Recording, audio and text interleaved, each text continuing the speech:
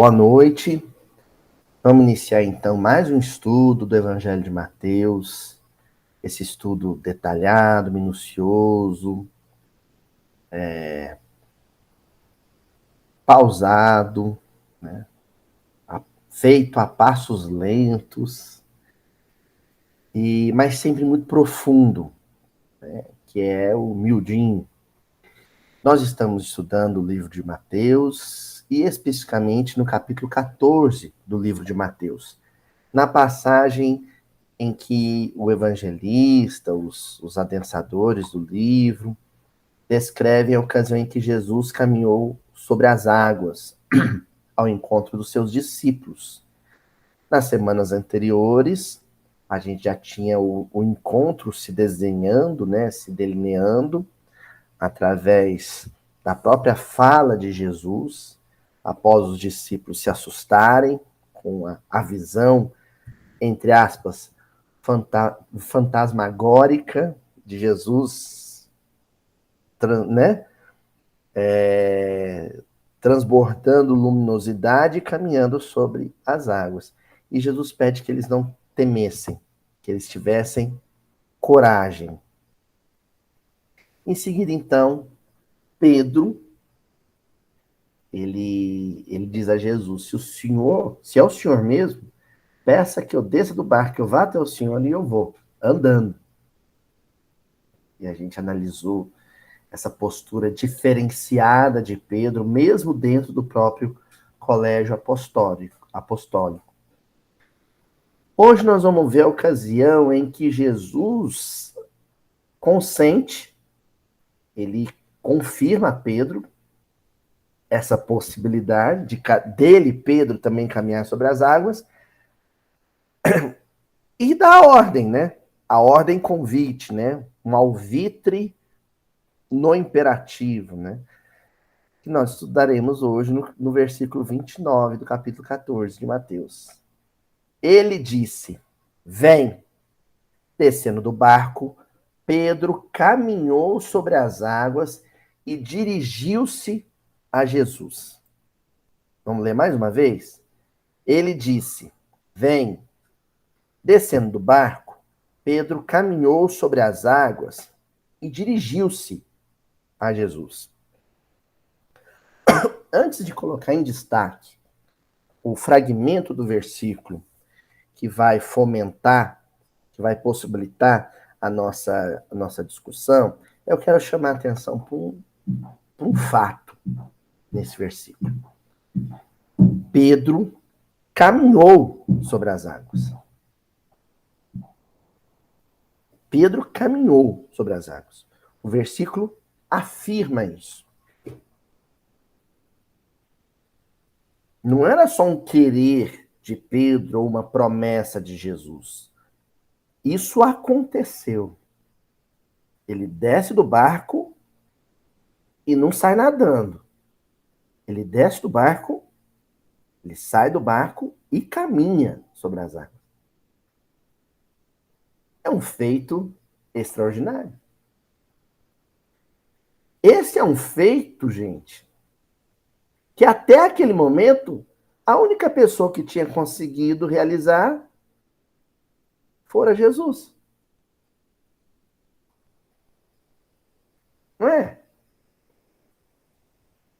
Porque Jesus fazer isso é alguma coisa que, depois de tudo que ele já tinha feito até então, ó, nós já estudamos aqui multiplicação de pães, nós já estudamos Jesus curando a filha de Jairo, levantando paralítico, curando o cego. Agora, Pedro, um homem do povo, um homem comum, um homem ordinário, sair do barco e caminhar é um feito extraordinário. Olha, um homem ordinário, comum, ordinário quer dizer comum, faz um feito, realiza alguma coisa que não é comum, que dele não era esperado. Isso lembra a vocês alguma fala de Jesus com os discípulos? Sem ser o versículo de hoje. Vós sois deuses. Tudo quanto eu tenho feito, podereis fazer e muito mais. Não é assim que Jesus fala com os discípulos?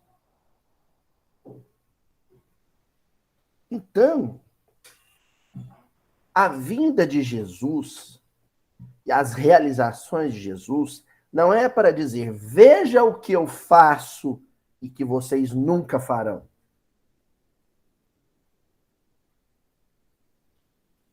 Toda a experiência de Jesus, do berço ao túmulo, da manjedoura à cruz, ou ao sepulcro, é uma experiência afirmativa, que repete o mesmo mantra.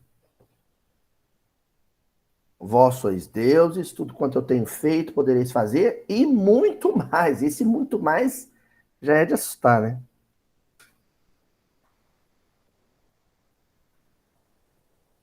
Quando Pedro, de dentro do barco, diz para Jesus, se o senhor me chamar, eu vou, a resposta de Jesus para Pedro é, vem. Eu sei que você é capaz de fazer o que eu fiz.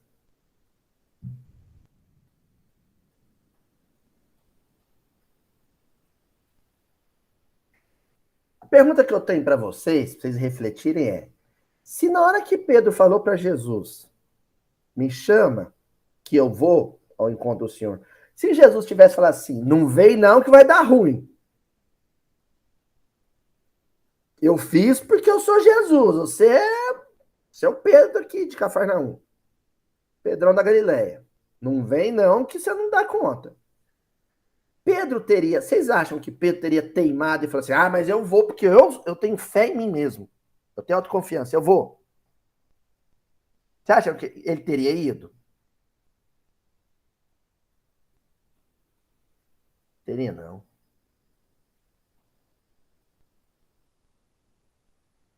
Ele só foi porque Jesus, convicto e enérgico, disse para ele, vem.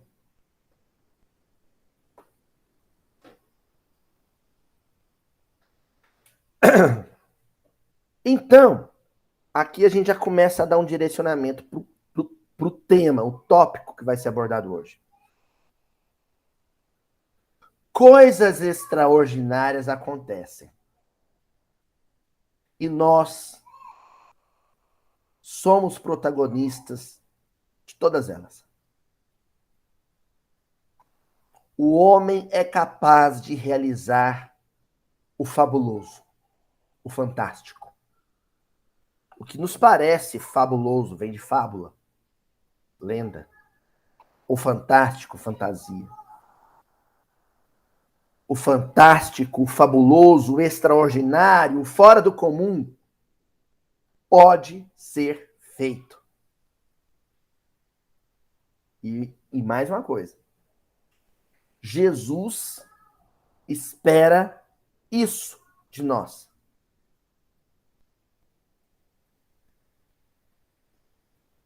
Ele espera que façamos coisas extraordinárias.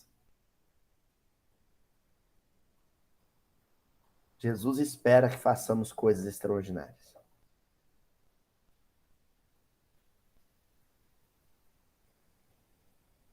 Para cada um de nós, todas as vezes em que nós tenhamos a coragem, a valentia, o destemor de dizer, se o senhor disser que eu vou fazer, eu farei, a resposta de Jesus vai ser, vem, faz, quero ver você fazer. Eu sei que você vai fazer. Eu sei que você consegue, eu sei que você pode. Aí, só nos resta listar o extraordinário. Vamos lá, listar? Pedro andou sobre as águas. O homem pode fazer uma viagem espacial fora do orbe, chegar no seu satélite mais próximo? O homem chegou na Lua. Tem gente que não acredita, não. O homem chegou na Lua.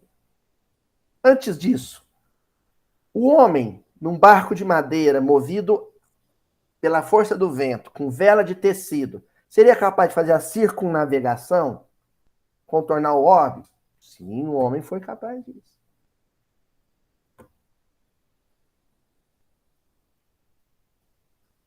O homem é capaz de produzir o próprio alimento? Ou ele se limita a coletar na natureza? Fizemos a Revolução Agrícola, lá no Neolítico. São coisas extraordinárias, são coisas que, a princípio, antes de serem feitas, certamente alguém diria, não é possível. Um homem é capaz de se comunicar com outro homem que está do outro lado do planeta por um meio de comunicação sem fio? Sim, um homem é capaz. Olha quantas coisas extraordinárias. Um homem é capaz de retirar um coração doente de uma pessoa e colocar no lugar o coração saudável de uma pessoa que faleceu? Olha que coisa incrível. Sim, o homem é capaz disso.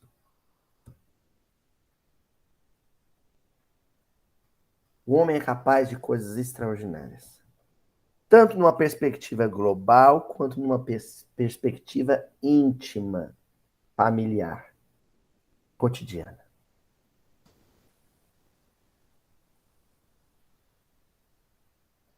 Uma pessoa é capaz de sustentar um casamento fadado ao fracasso por anos, silenciosamente, discretamente? Sim. Uma pessoa é capaz de superar uma doença tida como incurável? Sair curado dela? Sim. E uma pessoa é capaz de superar a tristeza, o pesar, o desalento que uma doença incurável, não curada, impõe a uma família? Também.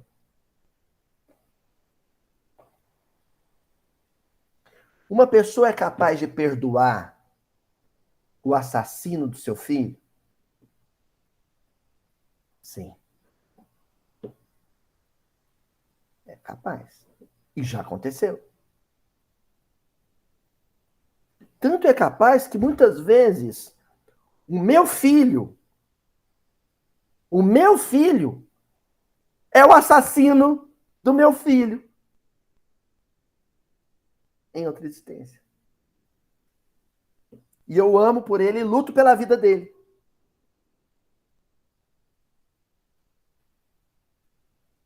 Olha quanta coisa extraordinária. Olha quanta coisa extraordinária. Das tecnologias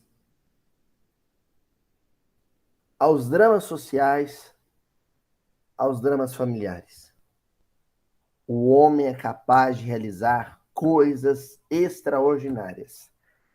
Tudo isso principiando a partir de um valor que Jesus cobra de Pedro quando ele se propõe a sair do barco.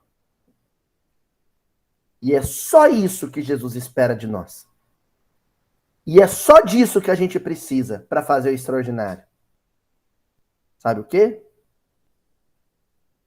Esforço. Então a palavra que nós vamos destacar hoje é o vem.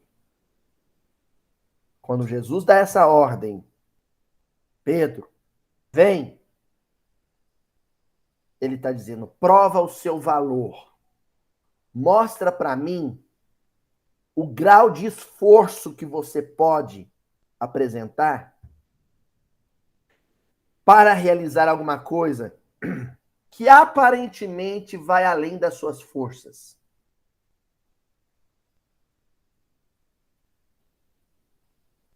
Porque esforço, se a gente for na origem da palavra, na etimologia latina, é o além das forças. Entendeu? É a força exteriorizada. Ex, fora. É a força que você tira, sabe-se Deus de onde, e manifesta ela. E põe ela para mover pedra, montanha. O senhor Adelmo sabe bem disso. Que o homem é capaz de mover uma montanha, né, senhor Adelmo? Através do esforço. Nós vamos em cima disso. E a primeira lição que nós vamos trazer aqui, de Emmanuel, para colaborar com o nosso estudo, está no livro Seguindo Juntos. Acho que o título do livro, né? Sempre existe essa conexão fina entre o título do livro e a lição que nós vamos estudar, né? O esforço, ele triplica, quadruplica a sua dimensão, o esforço de qualquer um, quando ele é realizado em conjunto. Ou seja, o esforço de muitos faz a Terra girar ao contrário. Então, nesse livro, Seguindo Juntos, no capítulo 27, o Emmanuel publica uma lição chamada A Chave. A Chave. E a intenção desse título da lição é comentar Mateus, capítulo 7, versículo 7. Pedi e dar-se-vos-á, buscai e achareis, batei e abrir-se-vos-á. Então, pedir, buscar, bater. São posturas ativas, vocês perceberam? Não existe passividade.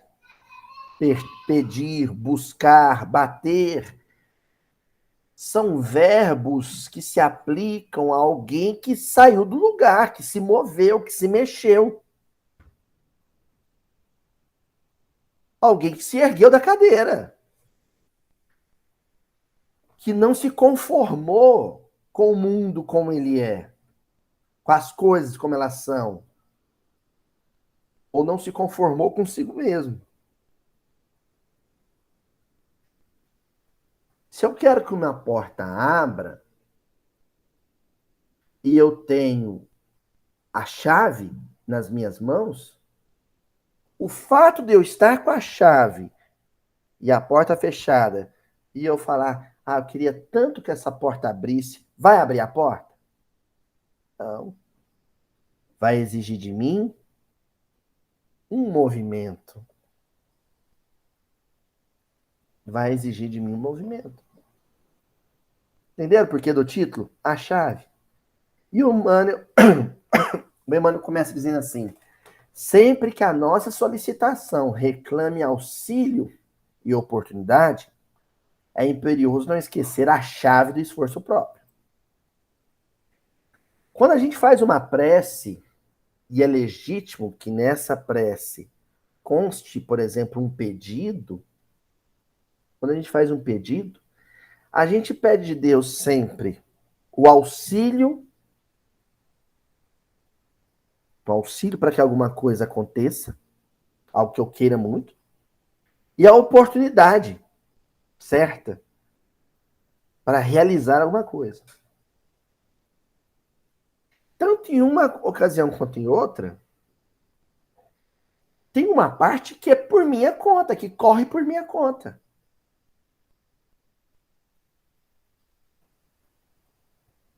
Então, o seu Murilo não quer ter pedra nos rins. O que o seu Murilo tem que fazer? Beber água. Não é, seu Murilo? Tem que beber água. Mas os bons espíritos não podem vir me amparar, me dar um passe, fortalecer as células do meu sistema renal. Claro que eles farão isso. Mas se você não se predispor a beber água, né? A coisa vai ficar incompleta. Ah, eu quero muito me reconciliar com o meu vizinho. Eu tenho dificuldade de olhar na cara do meu vizinho. Sim, mas se você não começar, né, o amor aos inimigos, lá no Evangelho, Jesus dá o passo a passo. Como é que é? Primeiro comece não desejando mal.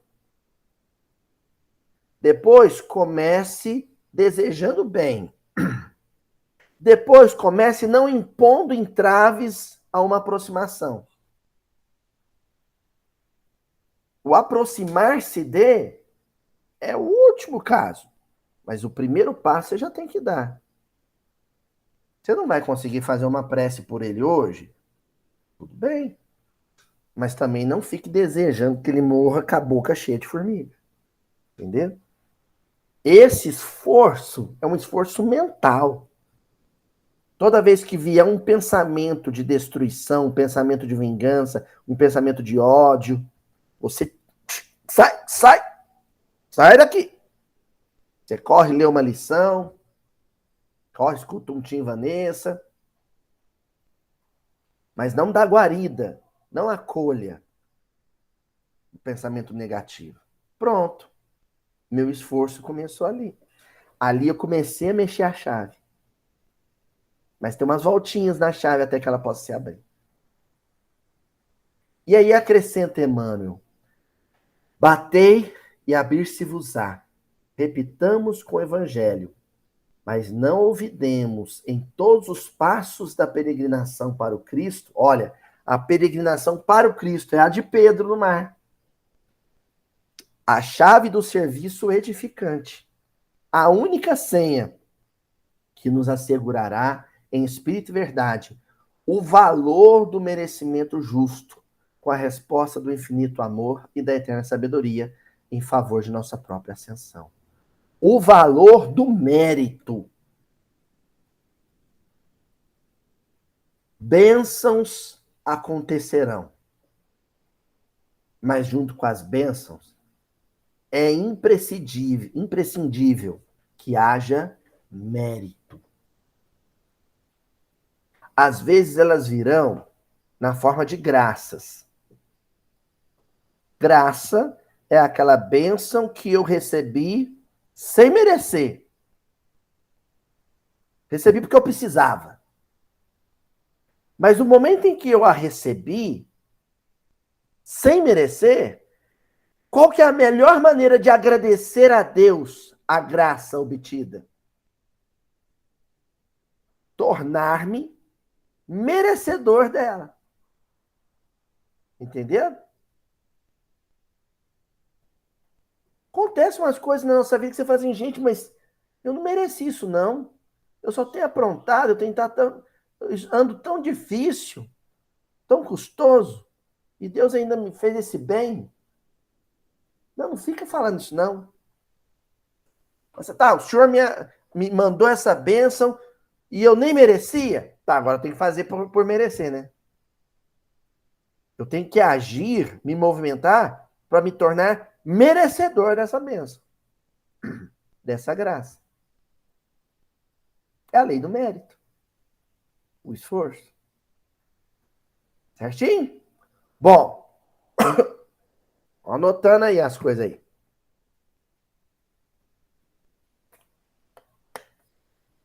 Aí, para trabalhar essa lição, eu trouxe uma lição. Aliás, para trabalhar esse versículo, eu trouxe uma lição inteira, completa, do livro Jesus no Lar. Livro de autoria do Nélio Lúcio, psicografia do Chico, no capítulo 43, intitulado A Glória do Esforço. Eu quero que vocês fiquem atentos para a metáfora, viu, gente? O capítulo vai falar de música, vai falar de instrução, vai falar de prática, mas é uma metáfora. Na verdade, ele está falando de outra coisa, de algo muito maior. Então, o Ney Lúcio narra o seguinte: relacionava Tiago, filho de Alfeu, às dificuldades naturais na preparação do discípulo, quando várias opiniões se fizeram ouvir quanto aos percalços do aprimoramento. Então, essa é uma lição para discípulos. É uma lição que, por exemplo, o coração que tem aquelas características, aquelas peculiaridades da multidão, da turba, não vai se sensibilizar com essa lição. É uma narrativa endereçada a discípulos. E começa com Tiago mencionando com os colegas o quão difícil era ser discípulo de Jesus. O quão difícil era ser discípulo de Jesus. Olha o que ele diz. É quase impossível praticar as lições da Boa Nova no mundo avesso à bondade, à renúncia e ao perdão. Concluíam os aprendizes de maneira geral. A maioria das criaturas comprazem-se na avareza ou no endurecimento. Olha, ser discípulo de Jesus no mundo é quase impossível. Acho até que ele tinha vontade de dizer que era impossível, mas Jesus estava perto e sentiu algum pudor nisso. É quase impossível. Por que é impossível? Porque tem muita gente trabalhando contra.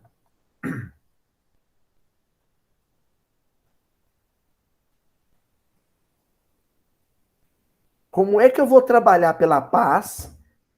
Como é que eu vou me dedicar à paz se no mundo tem gente capaz de mandar bomba num hospital, num orfanato de criança? Como? É o que está dizendo o Tiago e os outros discípulos. É muito difícil ser discípulo de Jesus, Nossa Senhora. Porque os companheiros da humanidade são custosos demais. Que povo duro de coração. A maninha Ilha conta uma história curiosa. Ela me contou que ela era pequena e caminhava com a mãe dela. Sempre que ela ia fazendo um percurso com a mãe dela, a pé, lá no interior, né? Aí a mãe dela, a Ilha era meio preguiçosa para andar. Para ela distrair na caminhada, ficava mostrando as coisas do caminho, da natureza. E um dia ela mostrou para a Ilha pegou uma pedrinha que tinha formato de coração. Um seixozinho achatado, um formato de coração. E a Ilha conta que a mãe dela falou para ela assim: olha, minha filha, tem coração de gente que parece pedra. Assim como tem pedra que parece coração de gente. Tem coração de gente que parece ser feito de pedra.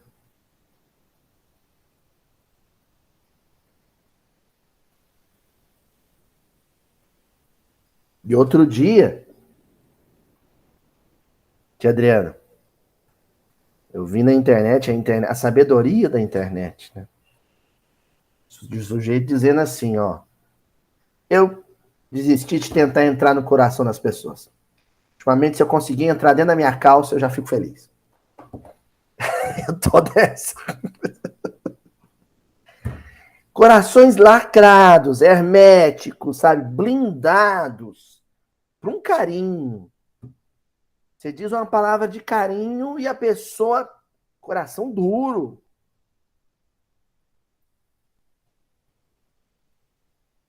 Registrava o mestre a conceituação expendida pelos companheiros em significativa quietude. Quando Pedro o convocou diretamente ao assunto. Então, Pedro, que caminha sobre as águas com Jesus, eu vou assim, mestre, opina, dá seu palpite. O que o senhor tem a dizer sobre isso? E Jesus refletiu alguns instantes e ponderou. Entre ensino e aproveitamento, tudo depende do aprendiz. E a seguir, falou com brandura. Mas vamos, a seguir a gente fala o que ele falou. Mas vamos ficar com essa primeira fala de Jesus. Entre o ensino e o aproveitamento é por conta do aprendiz. Ele está dizendo assim, ó turma, a minha missão aqui é só ensinar. Aproveitar o ensino corre por conta de vocês. Minha função é só ensinar. O aproveitamento é por conta de vocês. Uns vão aproveitar, o ensino vai ser igual para todo mundo. Mas uns vão aproveitar melhor o que aprendeu, outros vão aproveitar menos. O melhor discípulo ou o pior discípulo, o que diferencia um do outro é o aproveitamento, o grau de aproveitamento. Ou seja, eu e a dona Tatiana vivemos 10 situações teste. Esse é um termo do André Luiz, situação teste. Eu e a dona Tatiana vivemos 10 situações teste relativas a um miudinho de um assunto sobre perdão. Nas 10 situações, a dona Tatiana conseguiu perdoar 7 vezes. 7 vezes. 3 vezes ela falhou. Eu consegui perdoar 4 vezes. 6 vezes eu falhei. Ela teve um aproveitamento melhor do que eu. Mas o ensino foi o mesmo. Ama o teu inimigo. Perdoa quem te ofendeu. O ensinamento foi o mesmo. E o que determinou que ela tivesse um aproveitamento melhor que o meu? Esforço. Ela se esforçou um tanto mais que eu. Não quer dizer que eu não tenha me esforçado, mas ela se esforçou um pouquinho a mais. Entendeu? Aí, Jesus começa a narrar uma parábola, uma fábula. E nós vamos com calma nessa fábula, porque ela é rica demais. Começa Jesus a narrar assim.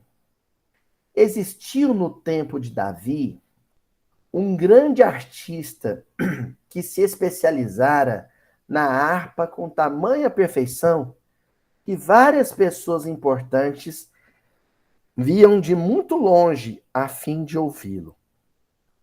Então Jesus falou, olha, no tempo do rei Davi, e olha que o rei Davi era arpista também, hein? Era um grande artista o rei Davi. Mas na corte do rei Davi tinha um arpista, um músico, um instrumentista, tão extraordinário, tão fabuloso, que tinha gente que viajava, vinha de longe, só para assistir os recitais dele. Olha, várias pessoas importantes vinham de muito longe a fim de ouvi-lo. Vamos começar a extrair o espírito da letra.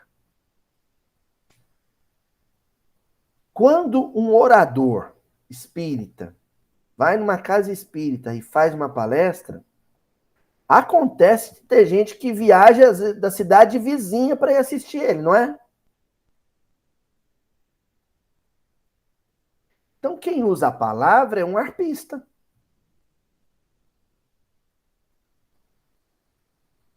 Enquanto o músico, né, usa as notas para compor o belo e o bom, um orador usa a palavra para compor o belo e o bom. Eu estou falando a oratória, gente, porque dentro do movimento espírita existe um culto à oratória, né? como existe um culto também à psicografia, especificamente à psicografia. Pessoas viajam quilômetros para ir numa casa espírita e receber uma carta espiritual. É um dom. Né? É um dom.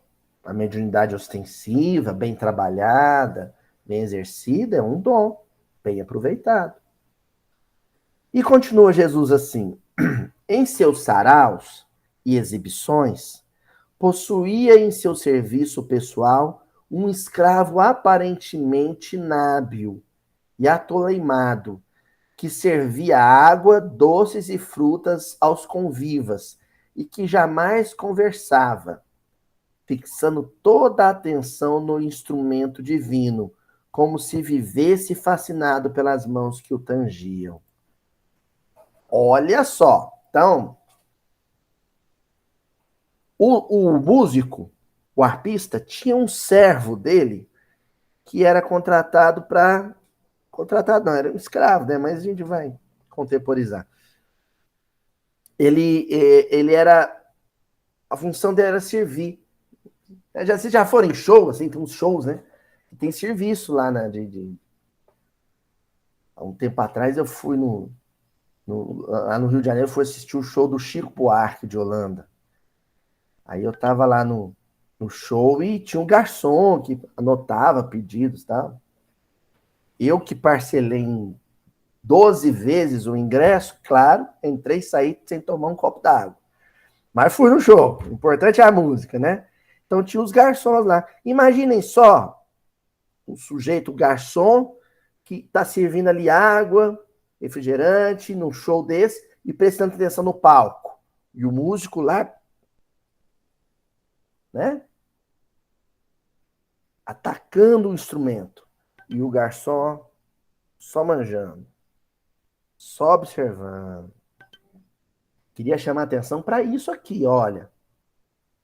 Fixando toda a atenção no instrumento divino. Fixando toda a atenção no instrumento divino. Questão 625 de O Livro dos Espíritos. Qual o tipo mais perfeito que Deus tem oferecido ao homem para lhe servir de guia e modelo?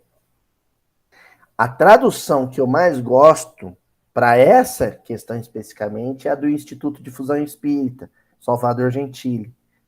Ele traduz assim: vede Jesus.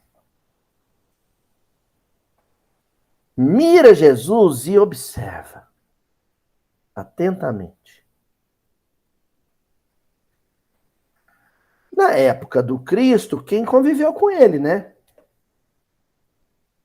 Nós temos como ferramenta, vamos dizer assim, como telescópio atemporal, o livro. É como se a gente tivesse assim, né? Observando Jesus à distância. Ele está 2000 anos recuado no tempo. Ele é a experiência, o Jesus histórico, nós estamos dizendo, né? O Jesus que desencarnou aos 33 anos. Não o Cristo cósmico, governador do orbe. Mas a gente observar aquela experiência dele à distância através do livro.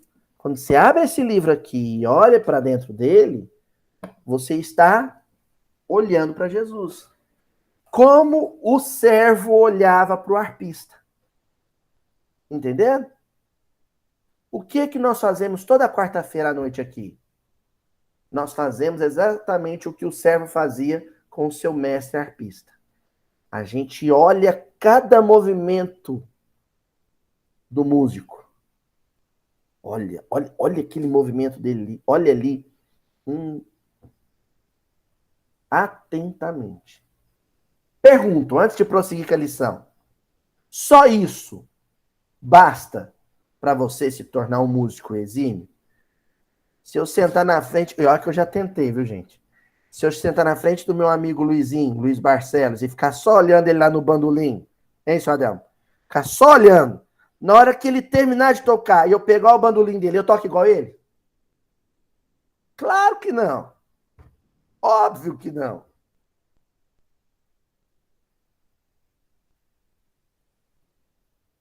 Se fosse assim, se fosse assim, todo vascaíno jogava que nem o Roberto Dinamite. Só de ficar vendo o vídeo, pronto. Não é assim, César? Se for só de olhar, tem um negócio a mais. E aí Jesus continua dizendo: muitos anos correram, olha, isso aqui é importante, hein? Muitos anos correram.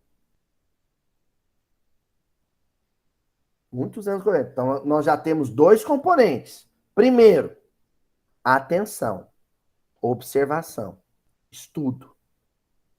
Segundo, tempo. Tempo. Isso não existe. O átimo, sabe? Quando o assunto é aprendizado, nada é da noite para o dia. Tudo exige tempo. Então, muitos anos correram quando, certa noite, o artista volta de inesperado ao domicílio, fim do banquete de um amigo nas vizinhanças. E com indizível espanto assinala celeste melodia no ar. Então, o arpista extraordinário estava voltando de um compromisso social quando ele foi chegando perto da casa. Ele começou a ouvir uma música, gente, lembrando que naquele tempo não existia aparelho, né, de reprodução de áudio. Então ele escutou aquela música e falou: nossa, quem é que tá tocando melhor do que eu? Que música que é essa? Que coisa maravilhosa que é essa? Alguém tocava magistralmente em sua casa solitária, qual se fora um anjo exilado no mundo. Parecia um anjo tocando. Tão extraordinário. Olha a palavrinha que eu estou usando, né? Extraordinário. Quem será? Quem seria o estrangeiro que lhe tomara o lugar? Em lágrimas de emoção, por pressentir a existência de alguém com ideal artístico muito superior ao dele, avança devagar para não ser percebido e, sob intraduzível assombro, verificou que o arpista maravilhoso era o seu velho escravo tolo.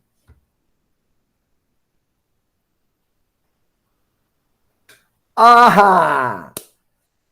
O pulo do gato.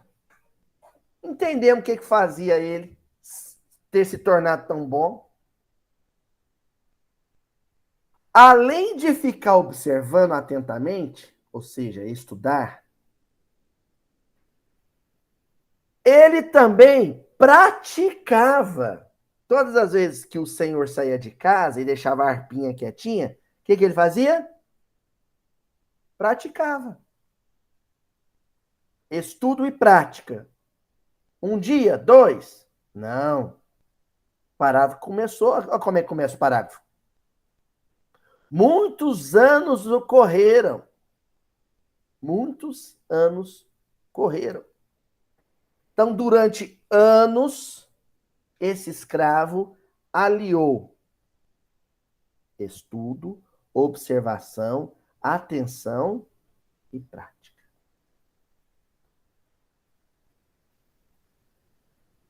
Estudo e prática. Aí alguém vai dizer assim, mas ele superou o mestre? Esse é um dado sobre a evolução, que é um estudo que eu adoro, que o Honório adorava, muito importante ser considerado. Coloquem à parte a conexão entre a metáfora e a figura de Jesus e vão pensar a metáfora num nível mais humano, mais ao nosso nível. O Haroldo conta um negócio interessante sobre o seu Honório. O Haroldo tinha lido o Libertação e ficou muito impressionado com a figura do Gregório. Espírito endurecido. há séculos não reencarnava, e comentou com o senhor Honório, falou, senhor Honório, como é que pode um espírito desse, né? Demorar tanto para querer reencarnar?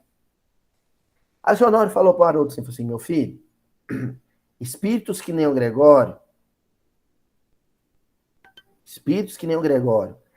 tem uma fibra, uma energia, uma força moral tão grande que quando eles resolvem caminhar, eles ultrapassam todo mundo.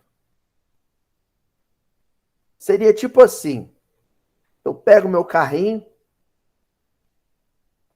e saio de Uberaba, junto com o César que saiu com um Porsche.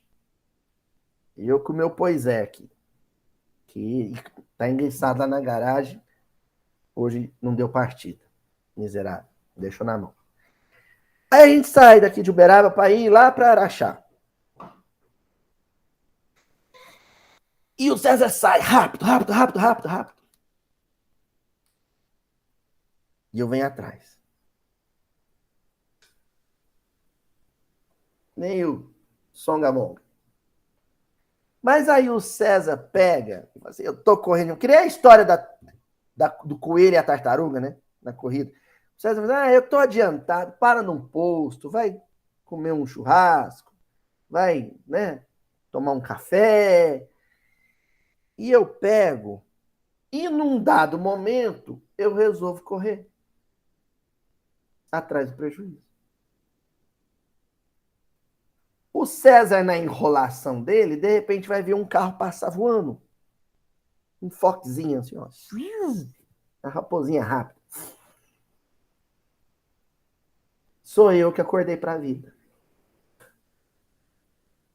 Então, gente, aquele parente, aquele familiar que a gente desacredita, que a gente não bota fé nele, que a gente reclama dele, fala assim, esse aí parou no tempo. Se ele alguma coisa acontece, algum evento, alguma circunstância acontece que desperta ele para a espiritualidade superior, às vezes o esforço dele de melhorar vai ser tão grande,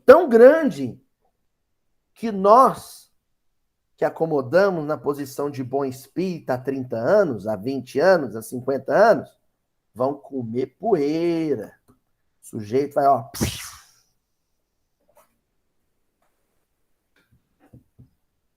Entenderam? Porque evolução é assim. Evolução é exatamente isso. Evolução não é a quantidade de lições observadas. Evolução é o tempo que se aproveitou.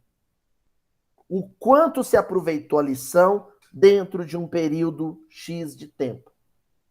Isso é evolução. Quanto maior for o grau de aproveitamento de lições dentro de um determinado espaço de tempo, que pode ser uma existência, por exemplo, maior o passo evolutivo. Maior o salto evolutivo.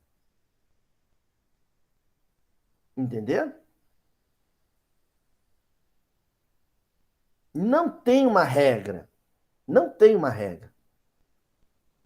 O negócio é esforço. Alguém vai dizer assim, Luiz, eu leio há 2000 anos e o Públio Lentulus, que manda prender o menino, né, o Saúde de Horas, ele não parece em nada o Nestório, que pregava nas catacumbas 50 anos depois. Ele quis.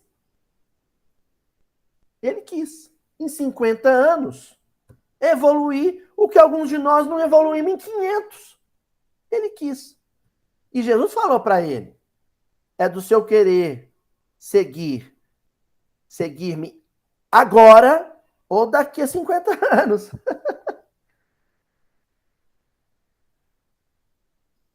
E se ele tivesse dito sim para Jesus, na hora que Jesus disse vem, ele se esforçasse e andasse sobre as águas, naquela ocasião, eu já comentei com vocês, é perigo que a gente tinha um quinto evangelho. O evangelho segundo o público. Mas em 50 anos ele deu um salto. evolutivo. E tem uns que estão patinando até hoje. Tem capelino que já está migrando para outro orbe e não alcançou os companheiros que chegou com ele aqui. O que diferencia um do outro? Aproveitamento. E o que determina o maior ou menor aproveitamento num dado espaço de tempo, num dado período de tempo? Esforço. E aí a gente conclui aqui essa lição com Jesus dizendo assim: é que, usando os minutos que lhe pertenciam por direito e sem incomodar a ninguém, exercitava as lições do Senhor, as quais emprestava desde muito tempo todo o seu vigilante amor em comovido silêncio. Ele tinha hora de folga. Olha o que ele fazia, ele servia além do dever. Depois que ele servia, que tinha lá os concertos do mestre, ele servia a aguinha, né, com canapés para a turma, aí encerrava o serviço dele, ele não ia descansar. Ou melhor, ele ia usar um ócio produtivo, um descanso produtivo. Não era uma hora vazia. Ele ia estudar música, praticar música. Ele aproveitou o tempo.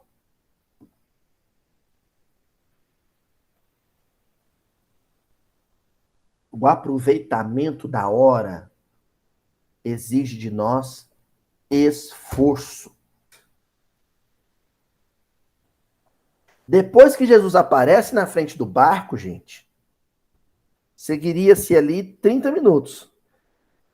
Aqueles discípulos dentro do barco podiam fazer desses 30 minutos o que quisessem. A maioria quis ficar dentro do barco gritando. Não, os próximos 30 minutos eu vou ficar aqui dentro do barco gritando. Pedro quis aproveitar os mesmos 30 minutos de outra maneira. Vou tentar caminhar sobre as águas igual a Jesus. Mestre, me chama que eu vou. Essa é a diferença. Ele quis. Foi então que o artista magnânimo e famoso libertou e conferiu-lhe a posição que por justiça merecia. Olha, ele conseguiu, isso é uma metáfora, gente. Ele conseguiu a liberdade aproveitando o tempo para realizar alguma coisa boa. Se esforçou para isso. E mereceu do mestre a liberdade tão sonhada. Aí Jesus termina a história e vai fazer, né, o resumo da ópera. Moral da história para os discípulos. A aquisição de qualidades nobres é a glória infalível do esforço. Jesus começa dizendo isso.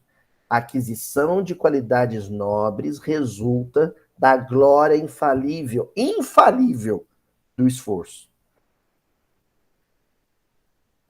Se eu me esforçar para alguma coisa, reconciliar com alguém, sustentar um casamento, passar num concurso público,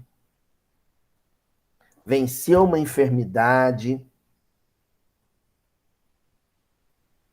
se houver esforço em algumas dessas situações, algum resultado positivo virá. Mas se eu cruzar os braços, nem nada vai acontecer. Nada.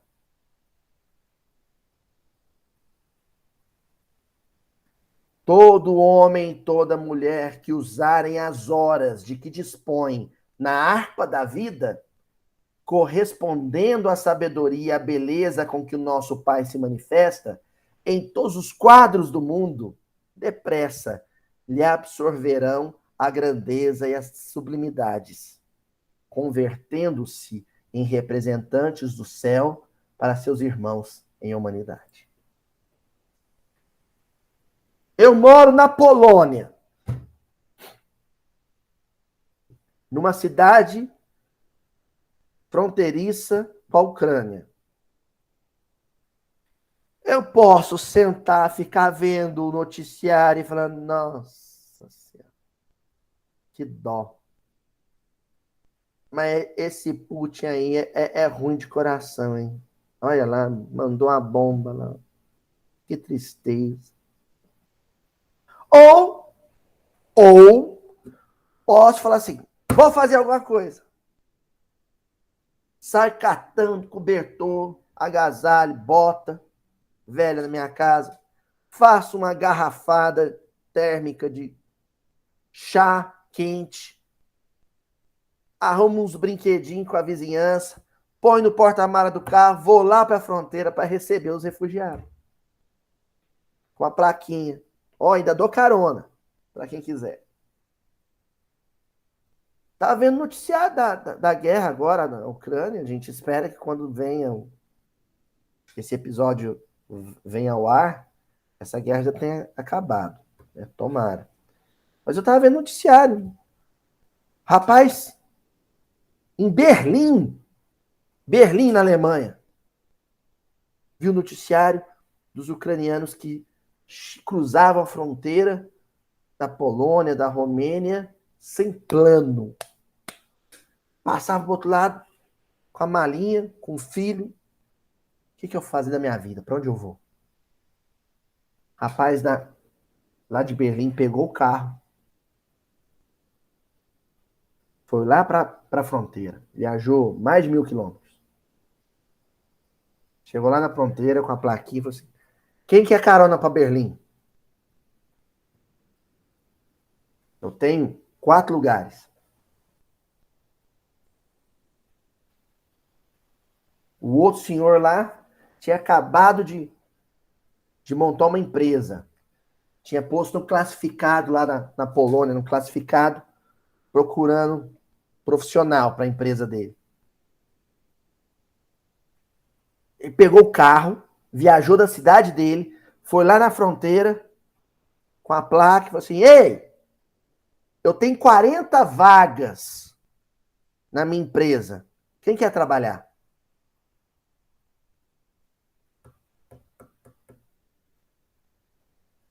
Quer dizer, ele tinha ali um espaço de tempo.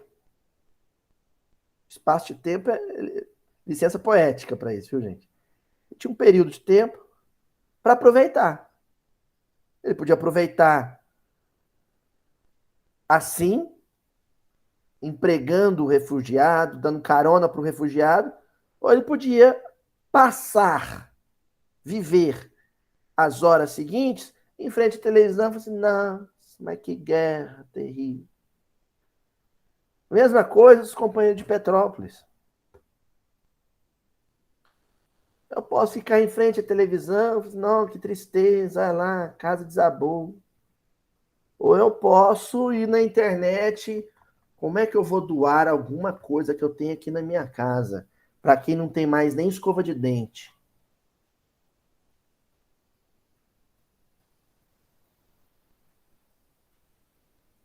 Senhor, eu quero fazer alguma coisa extraordinária.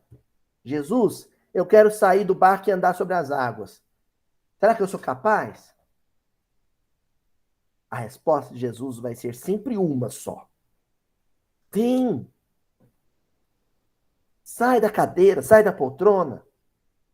Move.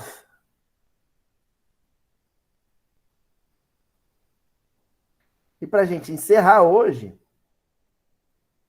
o livro Fonte Viva, capítulo 161, No Esforço Comum. Lição de uma carta de Paulo aos Coríntios, a primeira carta dele, capítulo 5, versículo 6. Paulo diz assim, não sabeis que um pouco de fermento leveda a massa toda? Não, é alguma coisa, não precisa de muito. Gente, um pequeno gesto, num mundo tão carente de pequenos bons gestos, desencadeia um processo, uma reação em cadeia, né? Há muitos anos atrás, tinha um filme chamado A Corrente do Bem. Um menininho, já assistiram? Bonito, né? Um menininho começou um processo ali, ó, que cresceu um pouco de fermento levé da massa. Eu contei já aqui para vocês a história da Dona Aparecida, do Hospital do Fogo Selvagem, aqui em Uberaba, né? Um gesto de uma enfermeira que se condoeu com sofrimento alheio, desencadeou, virou uma instituição, hoje encampada pela Universidade Federal do Triângulo Mineiro. Olha que coisa extraordinária. Essa pessoa de esforço. E aí o Emmanuel comenta essa carta de Paulo dizendo assim: não nos esqueçamos de que nossos pensamentos, palavras, atitudes e ações constituem moldes mentais para os que nos acompanham. Referência. Motivação. Porque na hora que Pedro falou isso, Senhor, me chama que eu vou, e Jesus disse, vem, e ele saiu do barco. Na hora que ele deu os 3 primeiros passos em cima das águas, eu duvido, não é relatado, mas eu duvido que algum discípulo dentro daquele barco ficou quieto. Pelo menos um queixinho caído assim, ó. Rolou. Ó o Pedrão, ó. Ó lá o Pedrão. Vem! O Pedrão tá andando nas águas, olha só, que nem Jesus. Não é assim, Adriana? Véi do céu, né? Nem o Hermanoteu, né? Que é aquela esquete famosa da internet, né? Véi do céu, o Pedrão tá andando em cima das águas, olha lá. É. Pedrão, ó, tirou os outros companheiros da zona de conforto. Porque ali dentro do barco eles não poderiam mais dizer o máximo que eu posso fazer é gritar aqui dentro. Se o Pedrão fez, conheço o Pedrão, ó. Isso é difícil. Se o Pedrão fez, eu faço.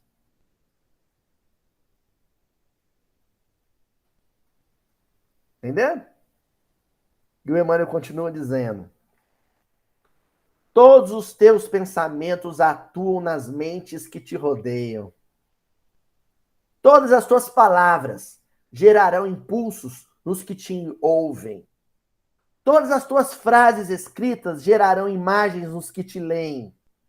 Todos os teus atos são modelos vivos, influenciando os que te cercam.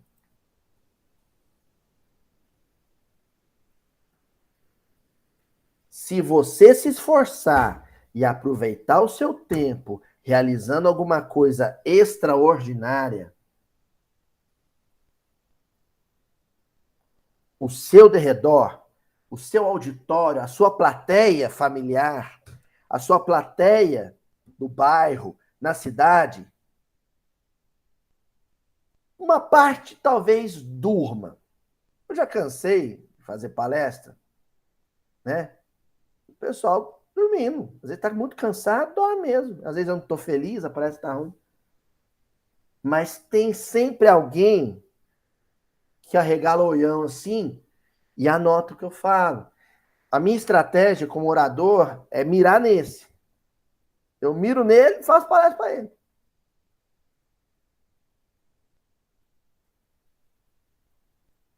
Por quê? Porque você, ó, hoje quem está precisando desse incentivo, desse empurrão para realizar o melhor é o fulano. Tocou ele. Agora, você tira isso do campo da oratória e vai para o campo da prática. Na minha família, eu comecei um movimento positivo ali. Por exemplo, não postar mais nada negativo no grupo da família. Os outros vão perceber, ninguém é bobo, não. Eu só descia além em político, falava mal de jogador de futebol, aí de repente eu começo a colocar umas frases, né?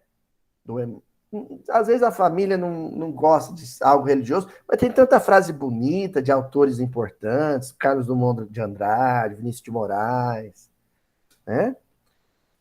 Eu começo a pôr umas letras de canção, uns vídeos edificantes. Alguém vai observar e vai falar assim, Não, mas está postando uns negócios tão chato. Outros vão dizer, fulano tá mudado, a Tânia tá mudada, ela tá postando as coisas que tá me fazendo tão bem. Aí um dia a Tânia vai lá no grupo da família e fala assim, gente, se estiver incomodando, viu? Pode falar que eu não posto mais. Aí a pessoa fala assim, não para de postar não, tá me fazendo tão bem. Não é assim? Pronto, desencadeia um processo da corrente do bem, né? Inicia ali um esforço pequeno de mudança de atitude pessoal que sensibilizou outro, e outro, e outro, e outro, e outro. Corrente do bem. Finalizamos então com Emmanuel dizendo assim: nossa vida em qualquer setor de luta é uma grande oficina de moldagem. Lembremos da retidão e da nobreza nos mais obscuros gestos, nos mais, né, silenciosos gestos. Recordemos a lição do Evangelho. Um pouco de fermento leveda a massa toda. Um pequeno esforço para realizar alguma coisa extraordinária que Jesus acreditou que eu seria capaz de realizar. E pronto. Muitos outros estarão repetindo o mesmo gesto. É isso. Abração para todo mundo.